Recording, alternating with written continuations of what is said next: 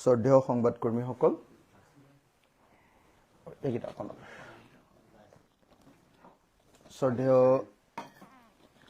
শ্ৰদ্ধেয় সংবাদকৰ্মীসকল, আপোনালোক সকলোকে নমস্কাৰ জনাই আমি আজি খুব খৰতকীয়াকৈ এই সংবাদমেল আয়োজন কৰিলোঁ। আমি অলপ সময়ৰ পাছত কাৰ্বি আংলং যাম। অল পাৰ্টিৰ লিডাৰ্ছবিলাক কাৰ্বি আংলং যাম খেৰণীত সংঘটিত হোৱা ঘটনা চাবলৈ। তাৰ আগে আগে আপোনালোকক সম্বোধন কৰি যাব খুজিলোঁ এটা অত্যন্ত গুৰুত্বপূৰ্ণ বিষয়ক লৈ। মই এতিয়ালৈকে আমাৰ অসম পেপাৰখনেই পাইছোঁ। এতিয়ালৈকে কালি অসমলৈ আহি গৃহমন্ত্ৰীয়ে কৈছে যে অসমক অনুপ্ৰৱেশ পাৰি মুক্ত কৰাৰ সংকল্প অমিত শ্বাহৰ, পুনৰ 5 বছৰ পদুমক দিয়ক, এটা এটাকৈ বিদেশী খেদিম।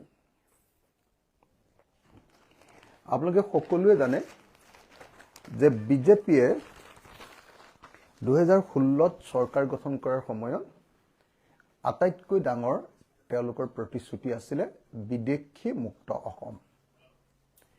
বিদেশী মুক্ত, বানপানী মুক্ত, দুৰ্নীতি মুক্ত এখন অসম গঠন কৰাৰ কথা বিজেপিয়ে বাৰম্বাৰ ঘোষণা কৰিছিলে।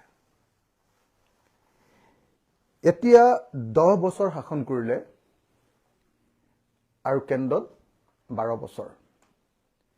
12 বছৰ শাসন কৰাৰ পাছত দুটা টাৰ্ম, কমপ্লিট দুটা টাৰ্ম বিজেপিয়ে অসমক শাসন কৰাৰ পাছত আৰু নৰেন্দ্ৰ মোদীয়ে তৃতীয়টো টাৰ্মৰ কাৰণে ভাৰত চৰকাৰক শাসন কৰাৰ পাছত, ভাৰতক শাসন কৰাৰ পাছত এতিয়া কেন্দ্ৰীয় গৃহমন্ত্ৰীয়ে আকৌ একেখন কেছেটকে বজাইছে যে বিজেপিক 5 বছৰ দিয়ক,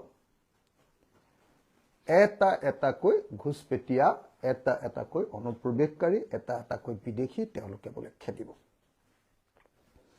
সেইকাৰণে আজিৰ দিনটোত মই আপোনালোকৰ কাৰণে এখন ধুনীয়াকৈ তালিকা বনাই আনিছোঁ। একচুৱেলি যোৱা সময়খিনিত বিজেপিয়ে বিদেশী খেদিলে কিমান?